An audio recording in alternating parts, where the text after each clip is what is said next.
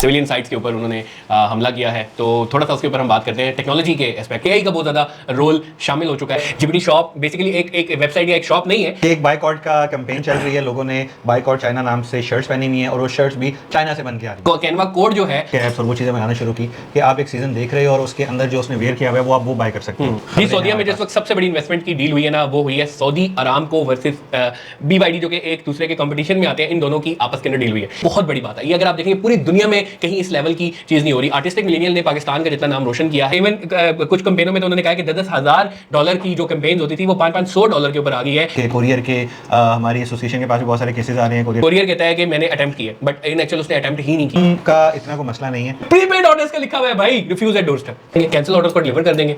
Return submitted है पर return अभी तक आपको मिला नहीं है, और एक्स्ट्रा पैसा ये रिकॉन्सिलेशन में मारना होता है। हाँ जी, अस्सलाम वालेकुम। उम्मीद है आप सब लोग ठीक ठाक होंगे, खैरियत से होंगे। तो आज एक नए पॉडकास्ट के साथ हम लोग आपके सामने हाजिर हैं। हैदर अहमद काजी हमारे साथ हैं। जी हैदर भाई, क्या अपडेट है? ई कॉमर्स की क्या अपडेट है?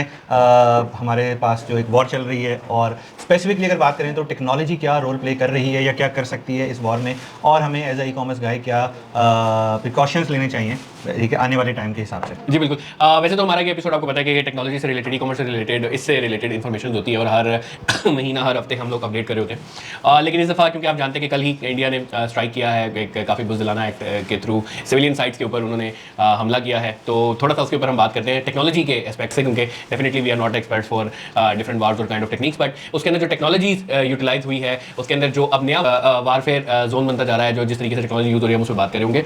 तो अगर आप देखें कि इससे पहले जितने भी हमले हुए हैं उसके अंदर बाकायदा जहाज़ों का आना, बॉर्डर को क्रॉस करना, या आर्मी का कहीं रिटेलिएट करना, इससे रिलेटेड चीज़ें चलती होती थी। बट अब आप देखते हैं कि बॉर्डर क्रॉस भी नहीं करने की जरूरत पड़ती और आप वहाँ बैठे बैठे हमला कर रहे हैं। तो इसमें जो टेक्नोलॉजी इस वक्त यूज हो रही है, जिस तरह आपने देखा कि different platform, different companies, different professions के अंदर एआई का बहुत ज़्यादा रोल शामिल हो चुका है। तो इसी तरीके से वारफेयर जोन और वारफेयर एक्टिविटी के अंदर भी बहुत ज़्यादा टेक्नोलॉजी अब इन्वॉल्व हो गई है। बाकायदा आप लोग टारगेट्स आइडेंटिफाई करते हैं। अगर आप देखेंगे इस वक्त बड़ा प्रिसाइज किस्म का अटैक हुआ है, कुछ शहरों में किया और स्पेसिफिक एरियाज में किया, और उनको पता था एक्जैक्टली यही जगह है, सैटेलाइट व्यू है, फिर उसकी वीडियो रिकॉर्डिंग है, वो सारी शेयर की उन्होंने। तो ये सारी की सारी जो टेक्नोलॉजी उन्होंने इस वक्त इसराइल से भारत ने ली है, कुछ अपनी टेक्नोलॉजी पे काम किया, कुछ ड्रोन्स को इन्वॉल्व किया, फिर कुछ क्वाडकॉप्टर्स को इन्वॉल्व किया। तो स्पेसिफिकली टारगेटेड एरियाज पे टारगेट करने के बाद मिसाइल्स को और उसकी टेक्नोलॉजीज को यूज करते हुए इंडिया ने ये हमला किया है। और ना सिर्फ इंडिया के साइड पे बल्कि पाकिस्तानी साइड पे भी बहुत ज्यादा यूटिलाइज हो रही है। चाइना ने इसमें बहुत ज्यादा सपोर्ट किया है, बहुत ज्यादा सैटेलाइट व्यूअरशिप और सैटेलाइट की थ्रू चीजों को मॉनिटर किया गया है। पाकिस्तान को पहले से ही पता था कहाँ कहाँ क्या क्या एक्टिविटी हो रही है, इसलिए आपने देखा है कि बहुत ज्यादा कम कैजुअलिटीज हुई हैं। जहां मदरसों पे अटैक हुआ है, मस्जिदों में अटैक हुआ है, वहां पहले से वो जगह खाली करवा ली गई थी, क्योंकि बहुत ज्यादा इंटेलिजेंस सपोर्ट थी यहाँ पे, और इसमें जो टेक्नोलॉजी यूज हुई है उसका एक बहुत बड़ा किरदार था। और आगे आने वाला जितना भी वारफेयर होने वाला है वो सारा होने वाला है आपका टेक्नोलॉजी, आपके टूल्स, आपकी टेक्निक्स, एआई, इसी के ऊपर। तो जोन सी कंट्री इस वक्त इसके ऊपर जो है सबकत ले जाएगी वही आगे कामयाब होने वाली है। बिल्कुल, जैसे हैदर ने भी कहा कि हम बहुत ज़्यादा एक्सपर्ट नहीं हैं इन चीज़ों में, जो हमें चीज़ें नज़र आ रही हैं उसके हवाले से हम सिर्फ बात कर रहे हैं कि जिस तरह से हमें कुछ दिन पहले हमारी आर्मी को या हमारी एजेंसीज को इन चीज़ों का आइडिया हुआ और उन्होंने प्रिकॉशंस लेना शुरू की, तो वो सारी चीज़ें भी टेक्नोलॉजी की ऊपर थी कि आप डिफरेंट मूवमेंट को मैयर कर रहे हो और इस तरीके से काम कर रहे हो। तो अल्हम्दुलिल्लाह हमारी जो आर्मी है, हमारी जो फोर्सेस हैं वो बहुत अच्छा काम कर रही हैं, हमें सेफ गार्ड कर रही हैं और मुल्क को उन खतरों से बचाने की कोशिश कर रही हैं। और उम्मीद करते हैं जो आने वाला टाइम है उसमें और बेहतरी हो और अच्छे से चीज़ें चलना शुरू। बिल्कुल ऐसे ही पूरी कौम इस वक्त जी पाकिस्तान के साथ बिल्कुल यकजा हो गई है, और पूरी कौम इस वक्त खड़ी हुई है अपने सिपाहियों के साथ, अपनी आर्मी के साथ, और हम एक यकजा हैं। ये अगर किसी को भी इस वक्त ये जहन में ज़रा सा भी खलल है ना कि हम लोग डिवाइडेड हैं, तो ऐसा बिल्कुल भी नहीं। हम अपनी पाक फौज के साथ खड़े हुए हैं, और इंडिया को मुंह तोड़ जवाब ना सिर्फ दिया गया है, जहाँ ये बॉर्डर पार से जहाज उड़ा दिए गए हैं, और आगे आने वाले टाइम में बहुत ज़्यादा सेंसिटिव ये टाइम है और बहुत कुछ होने जा रहा है। और ये हम बता दें कि वी आर यूनाइटेड, और इंशाल्लाह इंडिया आपको बहुत ज़बरदस्त जवाब इस पर मिलेगा। बिल्कुल। और रात से बेसिकली जो एक्टिविटीज़ चल रही हैं कि आप जो भी टीवी चैनल देख रहे हो या आप किसी पॉलिटिशियन की बात कर रहे हो, वो अपनी पार्टी, अपने लीडर की बात नहीं कर रहा, वो सिर्फ पाकिस्तान की बात कर रहा है, वो सिर्फ आर्मी की सपोर्ट कर रहा है। तो ये आई थिंक जो कल रात गुजरी और ये जो मौके हैं ये वो होते हैं कि हम वाकई में यूनाइटेड हैं, हम सब एक हैं। हमारी अंदर की इंटरनल लड़ाई है जो कि हम लोग आपस में खेल रहे हैं, पर अगर कोई बाहर से आके हमला करता है तो हम उसके लिए हम सब एक बन के खड़े हुए हैं। इंशाल्लाह आगे आने वाले टाइम में भी हम अपडेट करते रहेंगे। चलते हैं अपनी टेक्नोलॉजी न्यूज़ की तरफ। तो सबसे पहले जो न्यूज़ है चैट जीपीटी शॉप, अगर आपने देखा हो तो इसके ऊपर काफ़ी ज़्यादा बात हो रही है।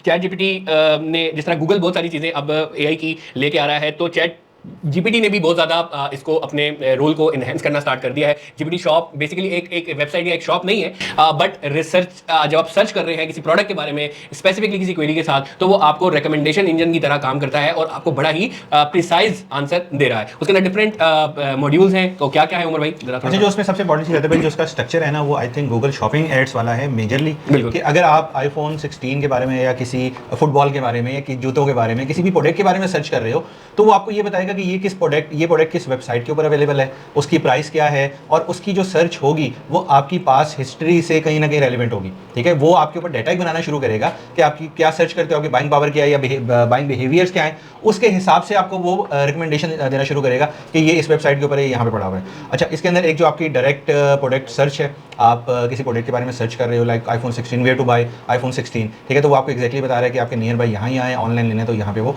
पड़ा हुआ है। फिर आपको वो डिफरेंट जो कैटलॉग सर्च होती है, ठीक है, वो आपको पूरी रेंज एक दिखा रहा है, ठीक है, उसके हिसाब से चल रहा है। फिर रियल टाइम प्राइसिंग चल रही है उसकी, कि आज उसके ऊपर ये प्राइस, वेबसाइट पे प्राइस अपडेट होगी, अब आपको नई न्यू सर्च में उसकी जो न्यू प्राइसिंग है वो अपडेट आपको मिलेगी। फिर आप इंस्टेंट बाइंग भी कर सकते हो, वहीं पे अपना ऑर्डर भी प्लेस कर सकते हो। जो शॉप वाला फीचर है कि वो उस वेबसाइट के साथ कनेक्ट होगा और वो आपके बिहाफ पे आपका ऑर्डर वहाँ पे जाके प्लेस कर रहा है। तो आई थिंक ये जो चैट जीटीपी की शॉप है, ये इस हिसाब से काम करेगी। इससे पहले गूगल शॉप भी आई थी, इससे पहले इंस्टाग्राम की शॉप भी बनी, इससे पहले टिकटॉक की शॉप भी बनी, और गूगल ने जो अपना वो एक डिस्प्ले बनाया था, network.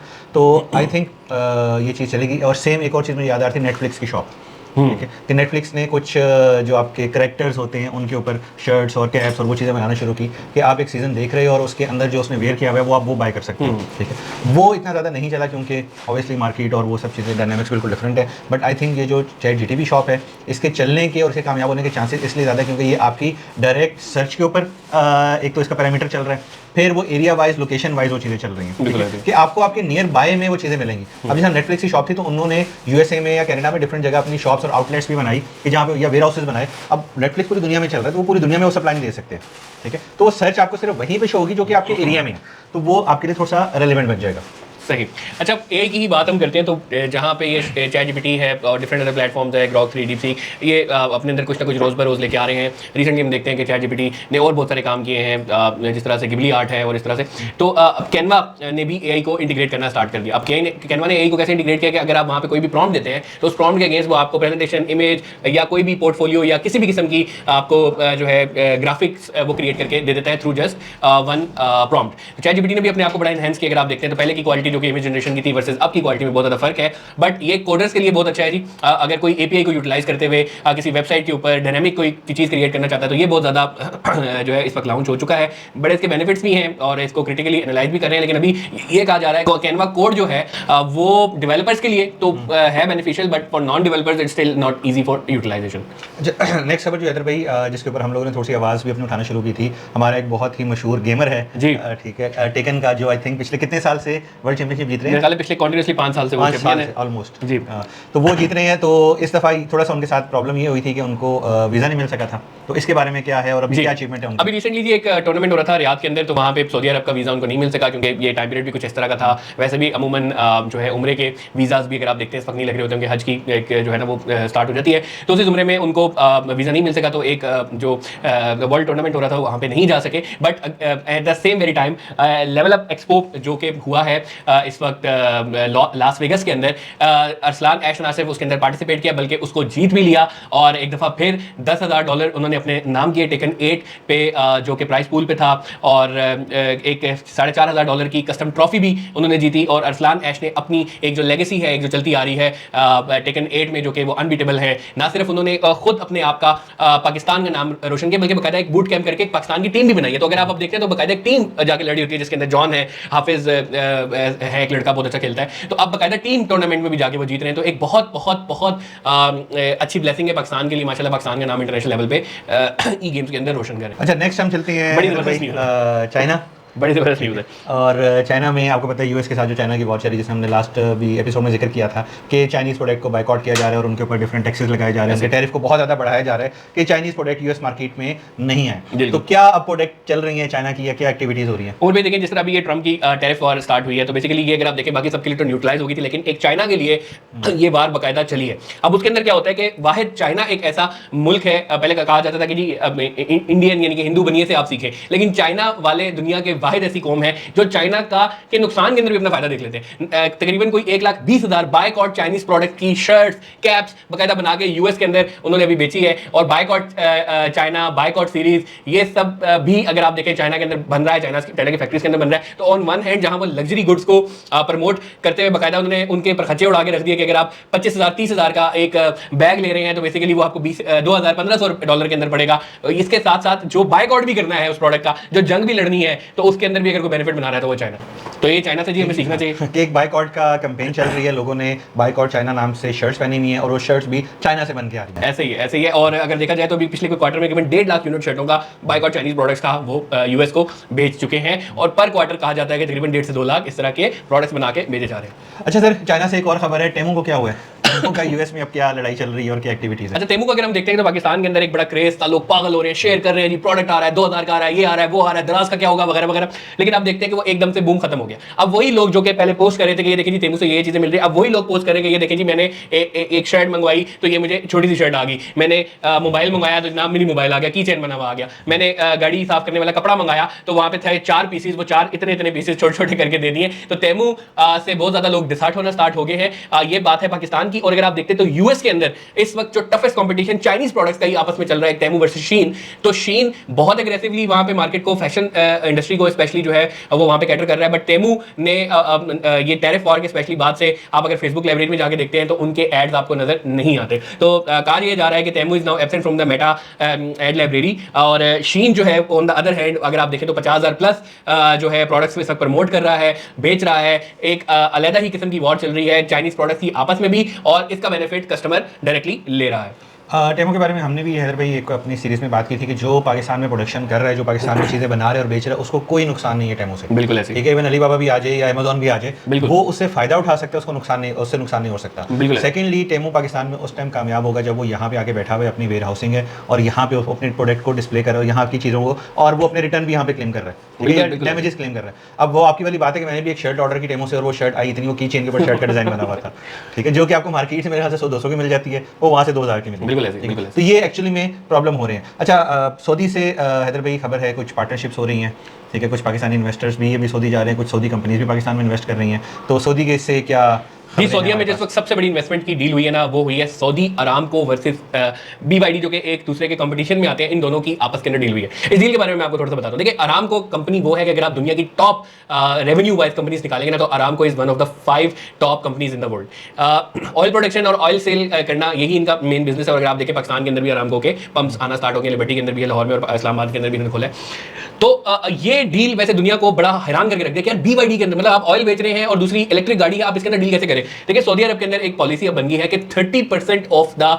Vehicles will be electric by 2030। तो एक उनका विजन है। अब अरामको को नजर आ गया कि पोस्ट ऑयल इकोनॉमी क्या होने जा रही है, और बहुत ही जबरदस्त कोलैबोरेशन उन्होंने की है BYD के साथ कि उसमें ना सिर्फ एक्सपेंशन ऑफ BYD को वो सपोर्ट कर रहे होंगे, बल्कि BYD की जो फैसिलिटी है, चार्जिंग सिस्टम्स हैं, बैटरीज के अंदर जो सपोर्ट है, उसमें अरामको ने इन्वेस्ट करना स्टार्ट कर दिया है। तो बहुत ही जबरदस्त स्ट्रेटेजिक मूव है। इसे कहते हैं कि इंडस्ट्री के हिसाब से अगर आप नहीं चलते तो नोकिया की एग्जांपल आपके सामने है। तो बहुत जबरदस्त ये डील और अराउंड को $2 बिलियन की इन्वेस्टमेंट BYD के अंदर करने जा रहा है अरामको। और मेरे ख्याल है आने वाले टाइम में ये बहुत बड़ी एक जो है चीज उभर के आएगी। और टेस्ला को बहुत toughest competition for the first time ever in the history in terms of revenue BYD ने टेस्ला को बीट कर दिया है। ये भी आज से कोई एक हफ्ते पहले की न्यूज है। तो BYD electric vehicles are coming as a future, और अरामको की इन्वेस्टमेंट इन BYD और ये दिस कोलैबोरेशन और मर्जर ये साबित करती है कि आगे आने वाला टाइम किस तरफ जा रहा है।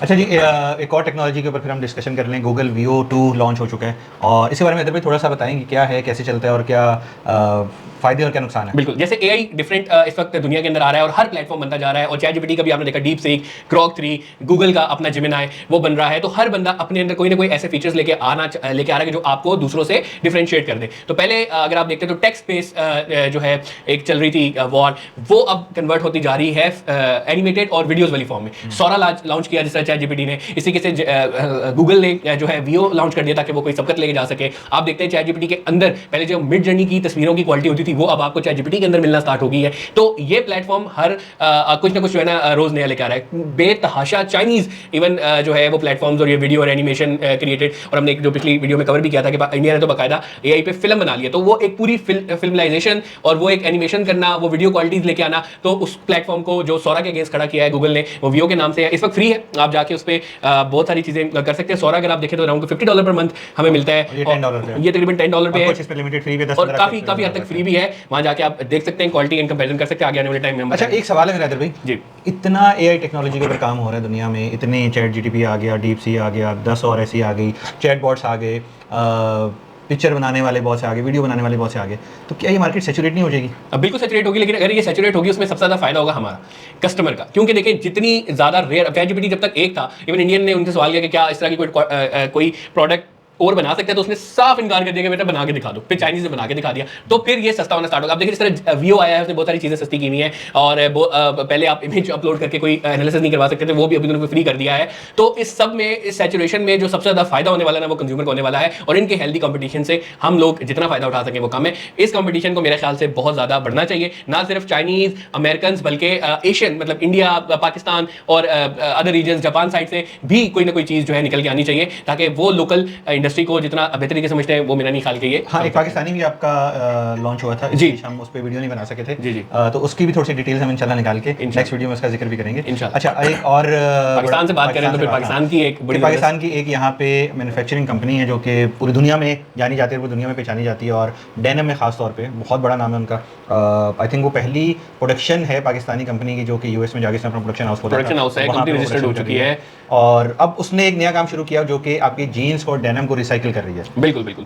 अगर आप देखें तो 2024 के अंदर अराउंड कोई 200 टन्स ऑफ डेनिम जीन्स जो कि लैंडफिल के अंदर जानी थी, वेस्ट होनी थी, जाया होनी थी, वो उन लोगों ने रिसाइकिल की। अराउंड 50,000 जीन्स उन्होंने रिसाइकिल की, जिससे 1500 लीटर वाटर पर पेयर उन्होंने बचाया, और 300 जॉब्स क्रिएट की। और यार ये बहुत बड़ी बात है, ये अगर आप देखेंगे पूरी दुनिया में कहीं इस लेवल की चीज़ नहीं हो रही। आर्टिस्टिक मिलेनियल ने पाकिस्तान का जितना नाम रोशन किया है, specially in terms of denim industry, मेरा नहीं ख्याल किसी ने भी किया हुआ, जो अमेरिका के अंदर जानी जाती है, जिसके क्लाइंट्स जो हैं दीवाने हैं, जो स्टैंडर्ड प्रोसेसेस और चीज़ों को और क्वालिटी को और वो जो एक प्रोडक्ट की फिनिशिंग तक जो वो जान मार रहे हैं, मेरा नहीं ख्याल और कहीं पे भी है। और ट्रस्ट में उमर भाई याद हो अगर आपको, जब हम कराची में थे तो इनकी एक फैक्ट्री आउटलेट थी, जीन्स एक दफ़ा जो बंदा आर्टिस्टिक मिलेनियल की पहन लेना, वो फिर कोई और जीन्स डेनिम नहीं पहनता, इतनी ज़बरदस्त क्वालिटी है। और ये वो होती थी जो कि रिजेक्टेड पीसीज है, फैक्ट्री आउटलेट में बार-बार लेफ्ट ओवर। तो ये तो करना, और साथ साथ फिर उसके ये जो कॉर्पोरेट सोशल रिस्पॉन्सिबिलिटी वाला काम है, 50,000 पीसेस जीन्स के रिसाइकल करके दोबारा से जीन्स के प्रोडक्शन के अंदर लेके आना, ये अपनी ही चीज़ में जो है ना एक बहुत बड़ा तीर है, जिसका क्रेडिट हमें मेरे ख्याल देना चाहिए। और जो आपकी आर्टिस्टिक मिलेनियल है, ये कुछ छोटी या कोई छोटी सी वो कंपनी नहीं है, ठीक है, ये H&M के लिए प्रोडक्शन कर रही है, लिवाइस के लिए प्रोडक्शन कर रही है, उनके साथ एज अ पार्टनर प्रोडक्शन के ऊपर काम कर रही है। तो it's I think big achievement. अच्छा, टेस्ला के बारे में थोड़ा सा और हमारे पास इंफॉर्मेशन है जी।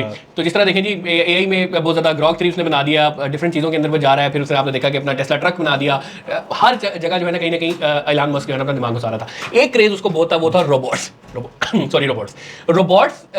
की अगर आप देखते हैं तो एक रोबोट वो बना रहा था कि जिसमें घर का आप सारा काम करा सकें, जिसके बाद आपको किसी और कंपेनियन की जरूरत ना हो। तो अराउंड जी कोई $50,000 का इस वक्त फॉर बिजनेसेस, और फॉर कंज्यूमर पर्पसेस अराउंड कोई $30,000 का sale up for sale robot Tesla ने खड़ा कर दिया है। और अब इसको लोग यूटिलाइज करें, और वो उनका मानना है जी अराउंड कोई 20% आपकी कॉस्ट, लेबर कॉस्ट जो है वो सेव होगी इससे। एक प्रोटोटाइप बन चुका है, मार्केट में आ चुका है, इसके ऊपर अब क्या रिसर्च होने जा रही है, क्या इसका इंपैक्ट होने जा रहा है, कितनी इसकी सक्सेस रहेगी, क्या नई टेक्नोलॉजी आने जा रही है, AI का किस तरीके से कर रहे हैं, मेरे ख्याल आगे आने वाले टाइम में हम आपको इंशाल्लाह इसका जरूर बताएंगे। ओके जी, लास्ट नहीं, अभी लास्ट नहीं है, टॉपिक और है। टिकटॉक के हवाले से टिकटॉक ने AI वीडियो इन्फ्लुएंसर्स लॉन्च कर दिए हैं जी। बिल्कुल बिल्कुल बिल्कुल जी बिल्कुल।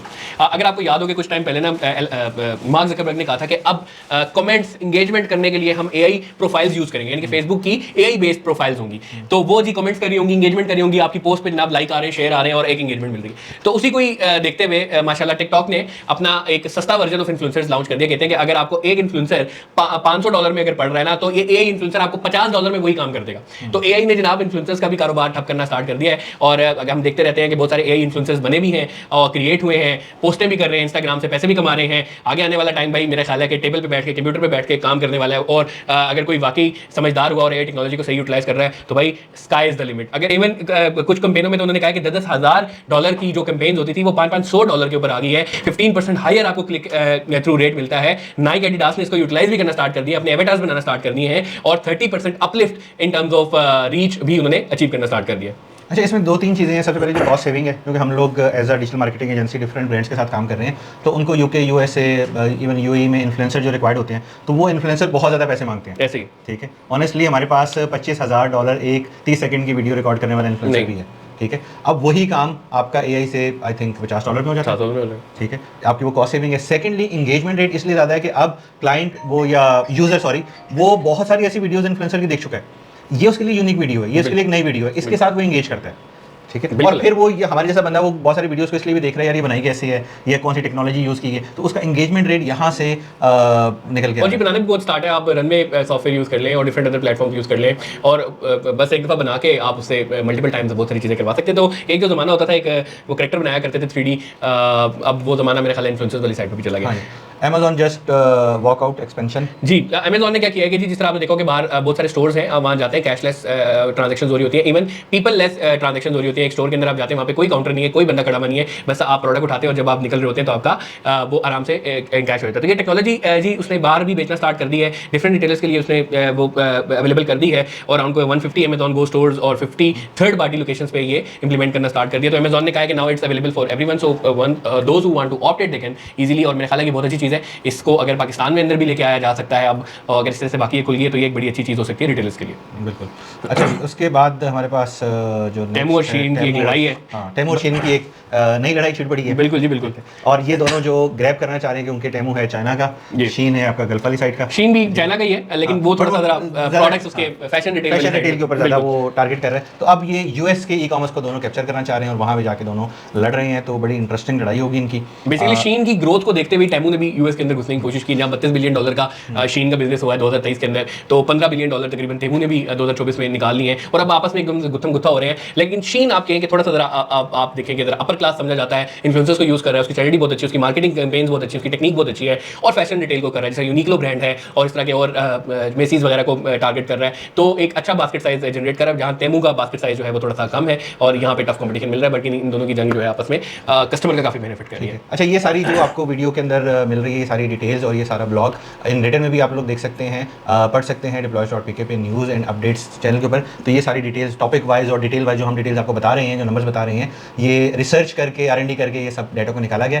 तो ये सब आपको deploys.pk के ऊपर भी मिल जाएगा। ओके जी, लास्ट टॉपिक है आज के अंदर भाई, पाकिस्तान में जो चैलेंजेस आ रहे हैं आपके 3PL के, कोरियर के, हमारी एसोसिएशन के पास भी बहुत सारे केसेस आ रहे हैं, कोरियर पैसे नहीं दे रहे, कोरियर भाग रहा है, ये क्या चैलेंजेस हैं और इनको किस तरह से काउंटर किया जा सकता है, और as a e commerce business owner मैं क्या प्रिकॉशंस ले सकूँ कि यार मेरी जो कोरियर वाला पार्ट है वो एक स्मूथ वे में चलता है। और भाई बहुत ही दर्द वाला एरिया है इस टाइम पे, और मेरा नहीं ख्याल कि कोई भी ई कॉमर्स प्लेटफॉर्म इस टाइम पे कोरियर के हाथों से बचा हुआ है। बहुत सारे मसले मसाइल हैं, हम एक लिस्ट बनाई हुई है तो उसको हम डिस्कस भी करते रहेंगे, लेकिन चंद एक लेट सपोज मैं आपसे डिस्कस करता हूँ। सबसे बड़ा मसला ये है कि कोरियर कहता है कि मैंने अटेम्प्ट किया, बट इन एक्चुअल उसने अटेम्प्ट ही नहीं की होती है। आप आज लिख ले, मैं अंगूठा लगा के स्टाम्प पेपर पे लिखने के लिए तैयार हूँ। आप किसी भी, अगर आपका कार्ड एक्सपायर हो गया तो आप बैंक से एक दफा कार्ड मंगवा के दिखा दें। जो भी कोरियर वाला आएगा ना, पहले वो डालेगा एड्रेस जी ये मियां वाली में डिलीवर हो रहा है, फिर 2-3 दिन बाद आपको पता चलेगा वहां पे जब आप उसकी ट्रैकिंग आईडी देखेंगे उस पर लिखा हुआ है जी घर पे कोई मौजूद नहीं था या कोई ब्लड रिलेटिव नहीं था, इसलिए हमने कार्ड वापस कर दिया। आज तक किसी भी कोरियर वाले से आपको आपका रिप्लेस हुआ कार्ड नहीं मिलेगा। ये हालात इवन इन्होंने ई कॉमर्स के अंदर भी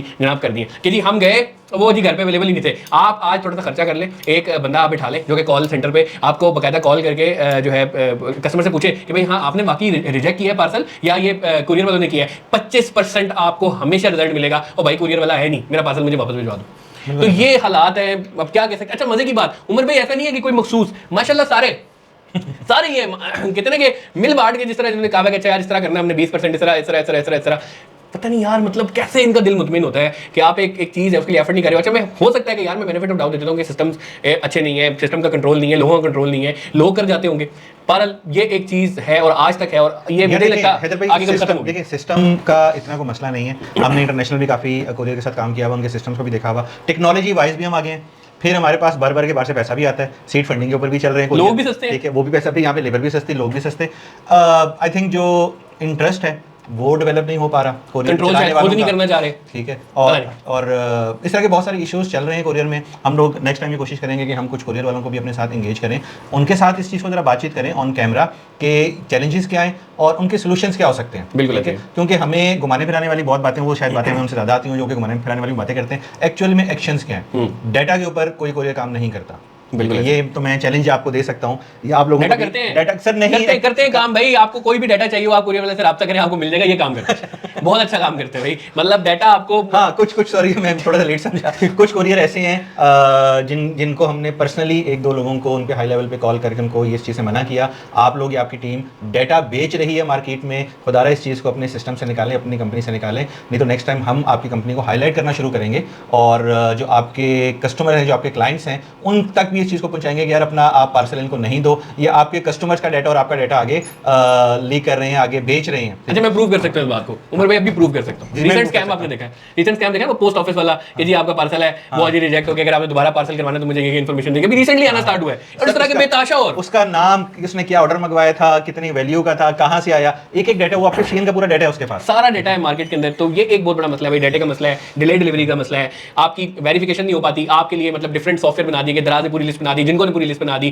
कि जी ये वाली चीजें, ये पहले कहते थे इनकम्प्लीट एड्रेस है, हालांकि साफ लिखा हुआ है भाई बैरियर टाउन लाहौर या बैरियर टाउन कराची, इससे बड़ा क्या मतलब एड्रेस होता है? कितने बैरियर टाउन है मुझे बताएं ना पहले। चलो ठीक है जी, आपकी बात सेक्टर डिफरेंट है, सेक्टर जी है, सेक्टर है, कोई लाहौर का एयरपोर्ट थोड़ी है कि जब आपको समझ नहीं आ रही कि ये जी सेक्टर है, सेक्टर कौन सा है भाई। बैरियर टाउन लाहौर, तला ब्लॉक, स्ट्रीट 23, हाउस XYZ, इसके अलावा और कोई मैप पे भी जगह नहीं होती यार। वो कहते एड्रेस समझ गया, क्या समझाया बंदा।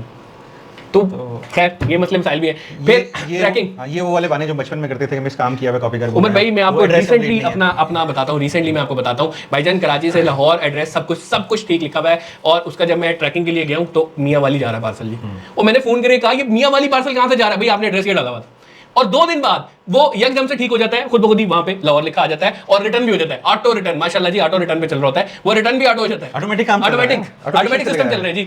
तो मियाँ वाली पहले मार्क होता है जी, फिर उसके बाद ऑटोमेटिकली रिटर्न हो जाता है। मुझे समझ नहीं आ रही कैसे होता है, कैसे चल रहा है यार ये निजाम। खैर तो अच्छा, इसमें जो ट्रैकिंग वाली आपने बात की, फिर एक्सपीरियंस का बताएं जी सर, कभी कोई कंप्लेन करनी हो, कस्टमर एक्सपीरियंस है, आई थिंक जितने भी कोरियर कंपनीज हैं सबसे पहला काम उनका यहाँ पे होना चाहिए। ठीक है, यार देखो आप लोग रेट्स एक्स्ट्रा चार्ज कर रहे हो इस टाइम पे, ठीक है, जो आपके 3 साल पहले 4 साल पहले रेट्स थे, अब आपने उससे 6 गुना 10 गुना ज़्यादा रेट्स बढ़ा चुके हो, आप टैक्स बढ़ा चुके हो, आप फ्यूल एडजस्टमेंट बढ़ा चुके हो।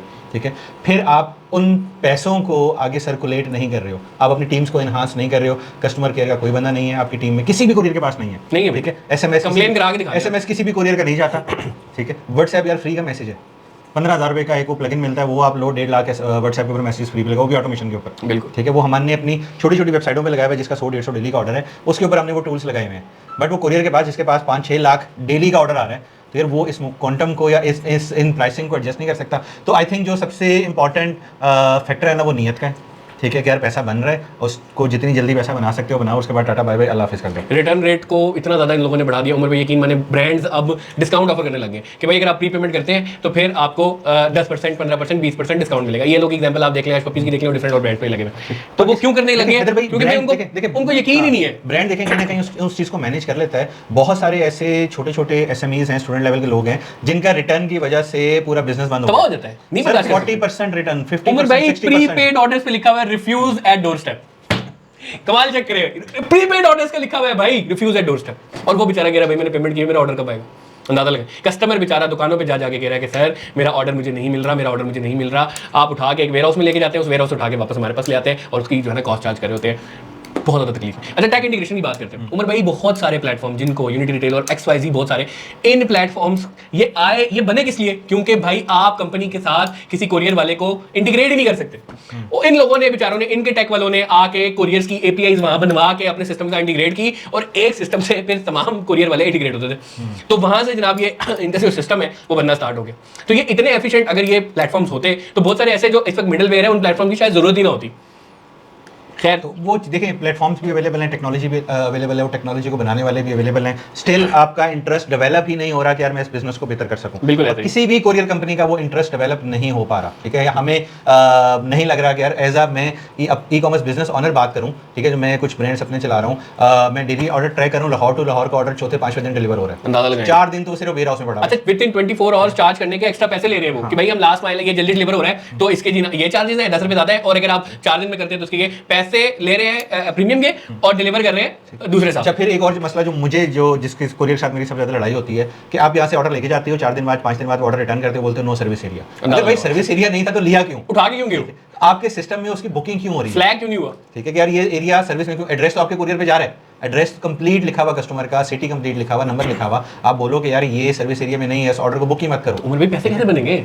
लेके जाएंगे वापस लाएंगे तो वो एक वन वे का पैसा बनेगा ना उनका, नुकसान हो जाएगा ना। तो ये भी जान के सिस्टम मतलब जो है ना ठीक नहीं करना, जान के सिस्टम ठीक नहीं करना, ये भी एक मसला मसाइल है। ठीक है, और इतने आपके ऑलमोस्ट मैं अपने जो मेरे पास स्टोर्स हैं अपना मैं आपको डाटा दिखा सकता हूँ, मेरे पास 20% जो रिटर्न आते हैं ना, उसका 20% वो पोर्शन है जिसके ऊपर अटेम्प्ट की ही नहीं जाती, सही, उसके ऊपर अटेम्प्ट की ही नहीं जाती है, वो वेयर हाउस में जाता है और शायद वेयर हाउस में नहीं जाता है, वो राइडर जो पिकअप करता है अपने घर लेके जाता है और 4 दिन बाद वापस लेके आ जाता है। फिर तीसरा इशू, हमारे रिटर्न ही हमें 2-2 महीने नहीं मिलते, नहीं मिलते भाई क्योंकि यार रिटर्न मिल जाए वही प्रोडक्ट हम किसी और कस्टमर को बेच के पैसा रिकवर कर लें, वो रिटर्न भी नहीं वापस नहीं करना। तीसरा रिटर्न डैमेज, इस सूरत हाल पे वो प्रोडक्ट मिलता है देखने का दिल नहीं करता हमारा। अच्छा मैंने जब वो बैक करने के बाद ही हालत होती है। अच्छा मैंने यहाँ से ना, मेरे पास तकरीबन कोई 50 से 60 ऐसे आर्टिकल हैं जो कि मैंने रमज़ान में शिप किए थे, वो मुझे अभी 3-4 दिन पहले मिले हैं, सब में 8 से 9 हज़ार रुपये वाला सूट था, 2-2 3-3 सूट थे, बंद हो गया, झूठ ऑफ कर दो यार। अच्छा, एक और मसला जो सबसे बड़ा गमगीन है, तकलीफ वाला है, और बहुत सारे आप देख रहे हैं लिंक्डइन पे पोस्ट भी कर रहे हो लोग, वो है फाइनेंशियल रिकॉन्सिलेशन। इवन एक बंदा बिठाना पड़ता है यार रिकॉन्सिलेशन करने के लिए, स्टेटस गलत मार्क कर देते हैं, डिलीवर्ड ऑर्डर को कैंसिल कर देंगे, कैंसिल ऑर्डर को डिलीवर कर देंगे,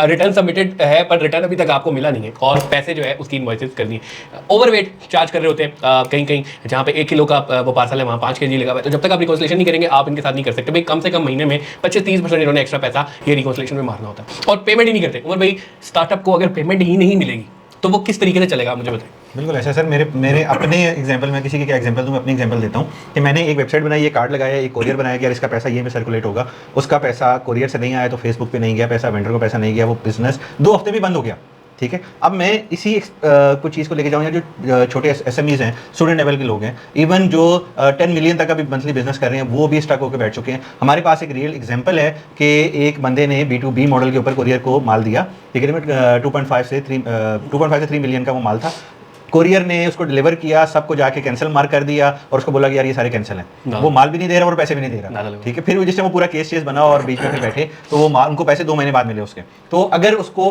वो चीज़ नहीं देख रहे हैं तो ये छोटा छोटा करके कितना पैसा मारते होंगे और बेचारे कितने गरीबों को नुकसान करते होंगे। मुझे लगता है इस वक्त जो कोरियर जिस हालात के अंदर चल रहा है ना, वो इनकी ये बदनीयती और ये जो बदमाशी स्पेशली इन्होंने स्टार्टअप से और लोगों से ली हुई है ना, ये उसका नतीजा है और कुछ भी नहीं है। यकीन माने इस इंडस्ट्री के अंदर इतना पैसा है, इतना सब कुछ है, बेहतरीन ही हर लिहाज से चली, लेकिन इनको जो खुदा की मार पड़ रही है ना, ये सारी उन बदवाओं की वजह से पड़ी। खैर आगे भी बहुत सारे और मसले मसाइल हैं, बहुत सारी डिस्कशन है, आगे आने वाले बहुत सारे एपिसोड में हम इसको डिस्कस इंशाल्लाह करते रहेंगे। इस एपिसोड से इतना ही, अस्सलाम वालेकुम, थैंक यू, अल्लाह हाफिज़। रेड बटन दबा दे यार।